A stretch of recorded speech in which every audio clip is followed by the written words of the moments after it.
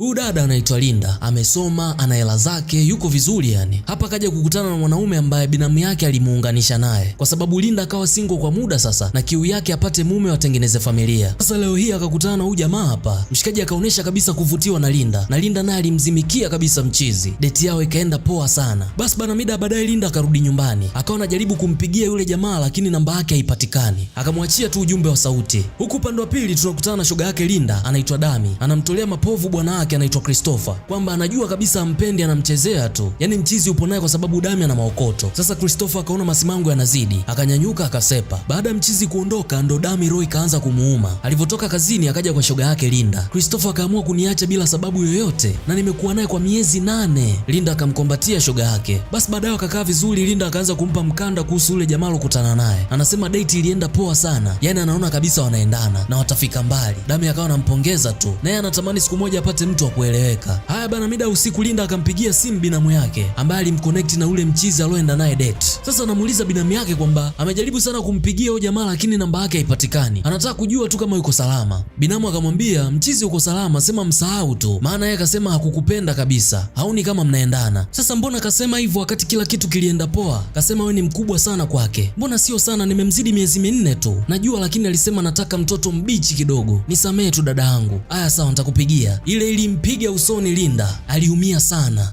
Hii hapa ni recap ya movie inaitwa Searching. Unaweza kuangalia full movie kwenye channel ya Bolaji Ogunmola hapa YouTube. Link nimekuwekea chini kwenye description hapo. Lakini pia kama unahitaji tops, t-shirt, skinny jeans, boyfriend jeans pamoja na cargo pants na accessories aina zote, basi wacheki Bongo Mitupio. Wanapatikana Kariakoo, Big Boni na wanafanya delivery sehemu yoyote ile hata kama uko nje ya nchi. Wacheki kupitia namba 0682931059 au wacheki TikTok na Instagram @bongomitupio. Kesho yake Linda akawa anampa mkando ulivyokwenda shoga yake Dami. Au shoga yangu tumelogwa. Mbona tulivyokuwa chuo wanaume walikuwa wanatufukuzia kishenzi? Linda na Dami wanakimbilia miaka 35 na hawajaolewa. Wanajiuliza mbona wengine miaka 28 tu kaolewa? Sisi tuna shida gani? Tatizo wanaume wa siku hizi wanataka wanawake ambao hawana hela. Sio sisi ambao tayari tuna kila kitu. Linda akashauri basi tujifanye maskini, tuvae kawaida na nini, tuolewe. Lakini Dami akakataa hiyo idea. Basi bana Dami akiwa kazini kwake mawazo kibao. Uzee unakuja na hana mwanaume wa kueleweka. Akawa anapondea tu wanaume. Kwa nini wanaume ni waongo? Wanatudanganya kirahisi rahisi tu. Lakini unajua nawaza nini?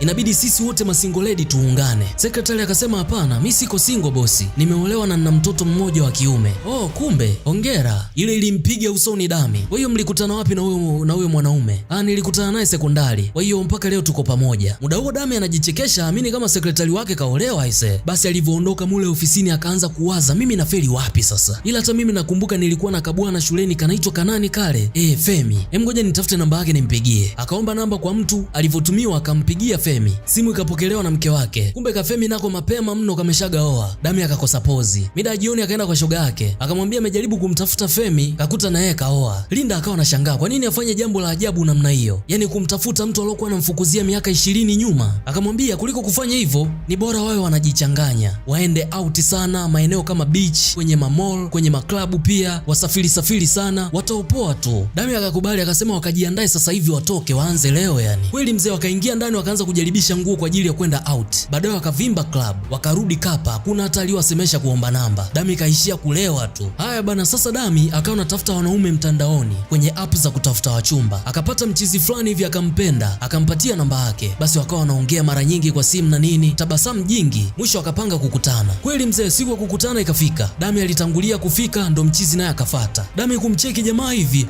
Bana hiki kituko kimetokea wapi? Ndo mimi Alex tulikuwa tunachati kwenye app kule. Dami akaona michezo hii. Niliyekuwa na chati naye kanyoa vizuri, ana six pack, ndevu zimepangiliwa. Sio wewe mpuuzi ueleweki. Ngoja nikwambie watu siku hizi hawatumi picha zao za ukweli mitandaoni. Dami akaona mieyusho tu akanyanyuka asepe. Wakati anashuka ngazi akagongana na jamaa ambaye walisoma naye chuo zamani. Anaitwa Bayo. Ulikuwa wapi jamani za miaka? Wakasogea pembeni ili waongee vizuri. Dami akazimika na mchizi hapa hakuna muda wa kupoteza. Akamuuliza kama mchizi kaoa. Jamaa akasema hapana yuko single. Oh wow, naomba basi namba yako. Mchizi akamwandikia pale kisha akamuulizia Linda kama kama yupo. Dami akasema yupo na bado ni rafiki yangu, basi ningependa tukutane wote watatu tupate hata chakula kwa pamoja. Dami akakubali, wakaagana pale. Bayo akasepa. Dami alivyorudi nyumbani akampa taarifa shoga yake Linda jinsi alivyokutana na Bayo. Anafurahi kishenzi, anajua tayari kapata mtu, simchizi huko single. Pia akamwambia shoga yake kuhusu mwaliko wa kutoka out wote watatu. Linda akakubali pia. Kweli mzee wakapika chakula hapa nyumbani, kisha wakamwalika jamaa, wakawa wanapata chakula kwa pamoja hapa. Sasa muda wote hapa mezani Bayo anamuuliza maswali mengi Linda, wala hana muda na Dami. Dami ikawa inampiga usoni ile hali. Akamwambia Linda kwamba naomba uende kanisaidie kitu jikoni. Hivyo akanyanyuka kuelekea jikoni. Kufika jikoni Dami akasema, Linda, unatakiwa kuondoka pale. Nenda hata nje au chumbani popote, ili mradi uondoke tu. Pale unazuia mengi, hakuna kitu kitaendelea. Linda akamuelewa shoga yake akakubali. Akarudi dining akamwaga jamaa kwamba ana kazi za kufanya huko chumbani. Kwani kazi zako huwezi kufanya hata kesho? Hapana, haiwezekani. Lakini hata hivyo nimefurahi sana kukuona leo. Hata mimi pia nimefurahi. Akamkombatia pale. Linda akasepa. Dami akasema, sasa niongezee wine ama vipi? Hapana, nina kazi nzito sana kesho asubuhi. Nilisahau tu kukuambia. Tutaonana tena kesho. Bayo naye akasepa. Dami akamfuata Lita ndani. Akamwambia jamaa kaondoka. Kwa nini sasa kaondoka? Akasema ana kazi nzito sana kesho asubuhi. Kwa hiyo anawahi kupumzika. Na nampenda sana ise. Una uhakika lakini na yeye anakupenda pia? Ndiyo, na uhakika ananipenda pia. Yaani Dami hatajatamkiwa kama anatakwa, lakini tayari anajihisi kama anatakwa. Basi kesho yake tena Bayo akaja kwa Linda. Akawa anampigisha story pale na akaonesha nia kabisa kwamba anamtaka Linda. Ila Linda naye anadai kwamba hawezi kuwa na Bayo sababu tayari Dami anampenda sana. Bayo akaendelea kuforce. Mwisho Linda akamwambia ni bora tu aondoke, mambo yasiwe mengi. Kweli mchizi akasepa. Kesho yake tena mchizi akampigia simu Linda, akaendelea kutupa nyavu. Linda anamwambia inabidi ajifunze kumpenda Dami, maana yeye ndo kaonesha nia ya kumpenda sana. Aende naye hata date mara moja, huenda akamuelewa. Mchizi akakubali kwenda hiyo date, ila akasema asipomuelewa tu basi anarudi kwa Linda. Kweli mzee, siku ikafika, Dami akajiandaa mawenge kibao. Mwisho akatoka kwenda kwenye hiyo date. Linda akawa anajiuliza, ila hiki nini jamani? Yaani nampeleka kwenye date rafiki yangu na mtu ambaye anaweza kabisa kuwa mume wangu. Sema nikimwambia ukweli ataumia sana. Haya bana, mida usiku mwingi mlango unagongwa. Kwenda kufungua hivi anaingia Bayo kambeba Dami. Kalewa vibaya mno. Yaani Dami kaenda kulewa kwenye hiyo date. Hivyo mchizi kapoteza mvuto kabisa kwa Dami. Baada ya Linda kujifikiria sana, akaona aende date tu na Bayo. Maana mwisho wa siku ni kujipambania tu, miaka inaenda. Date yao ilienda poa sana. Ahadi nyingi, story romantic na nini. Baadaye usiku mchizi akamrudisha nyumbani. Linda bado hayuko tayari moja kwa moja. Anakwepa kwepa yani. Hataki kumuumiza rafiki yake. Akafungua mlango akaingia ndani. Akaanza kujifikiria, bana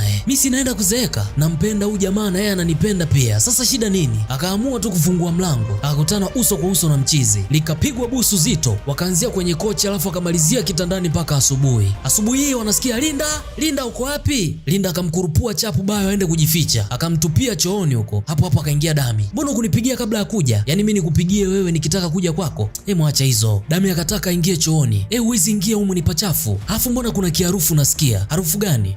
Linda, humu ndani kuna mwanaume. Nasikia harufu ya ngono. Kilinuka humu ndani. Linda akapambana na Dami kwa dakika kadhaa, mwisho akaondoka mule chumbani. Mida baadaye Dami akaondoka. Bayo akawa anachukia ile hali ya kujificha ficha, alafu yeye ni mzee kabisa. Anaona hii ni michezo ya kitoto. Kuwekana chooni ili saa lizima kabisa. Mwisho akanyanyuka akasepa. Basi bana, siku kadhaa mbele Bayo akamfuata Dami kumwambia kwamba hawezi kuwa na yeye kwenye mahusiano sababu kuna mtu mwingine kabisa anampenda, lakini hakumtaja ni nani. Dami aliuwasha moto, unaambiwa hakuamini kabisa anachosikia. Mwisho akamtimua jamaa aondoke kwake. Bayo akasepa. Baadaye Linda akamkuta shoga yake analia vibaya mno. Dami akaanza kumwelezea shoga yake jinsi jamaa alivyokuja na akamkataa kwamba anampenda mtu mwingine. Wanaume wote ni wale wale. Kama kweli wewe ni shoga yangu, sitaki kukuona karibu na Bayo tena. Linda ikabidi akubali tukumridhisha shoga yake. Haya bana, maisha yakaendelea. Bayo na Linda penzi linawaka moto vibaya mno. Mabusu mazito ni mengi mno. Dami akawafuma katikati ya tendo. Hakuamini anachokiona. Akaondoka kwa hasira. Linda anamfuata kwa nyuma. Anatamani amuelezee kitu amuelewe, lakini Dami wapi, hataki kabisa kuelewa. Akavunja kabisa na urafiki wao wa miaka 22. Kisha akasepa. Linda akarudi ndani kwa mchizi akaanza kulia kishenzi. Bayo akawa anamtuliza tu. Kutokea siku hiyo Linda hakuwa sawa kabisa, anampigia simu nyingi Dami, lakini Dami haokoti. Kuna siku Bayo akaona mtimbie tu Dami ofisini kwake ili aongee naye. Akaanza kumuelezea situation nzima ilivyokaa, kwamba yeye alikuwa anampenda Lina toka miaka hiyo, na sababu ya kumpa namba yake kule club alijua atampata Lina kupitia yeye. Dami hataki kabisa kuelewa. Bayo akamwambia tutakuja kujutia haya maamuzi yako. Kisha akasepa. Lile neno lilimpiga usoni Dami, akajichekesha tu. Basi alivyorudi nyumbani usiku akawa analia kishenzi. Alilia vibaya mno, unaambiwa anajutia maamuzi yake. Na baada ya wiki kadhaa akaja kwa Linda, akakaa naye chini, akasema alikuwa hampendi Bayo, ni vile tu alikuwa kachoka kukaa single, ndio maana akawa anakwapua mwanaume yoyote atakaye kuja mbele. Hivyo kwa sasa hana kinyongo, kamuachia baraka kabisa shoga yake. Linda na Bayo akakombatiana pale. Sasa kuna siku Linda anatoka kazi kazini anakuta maua kibao chini, yanampeleka mpaka chumbani. Dami naye akatokea. Bayo akatoka na pete ya uchumba, akala goti akamvalisha ile pete, na hapo ndio inakuwa mwisho wa huu nyama unaitwa searching.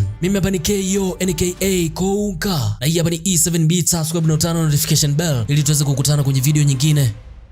Bye.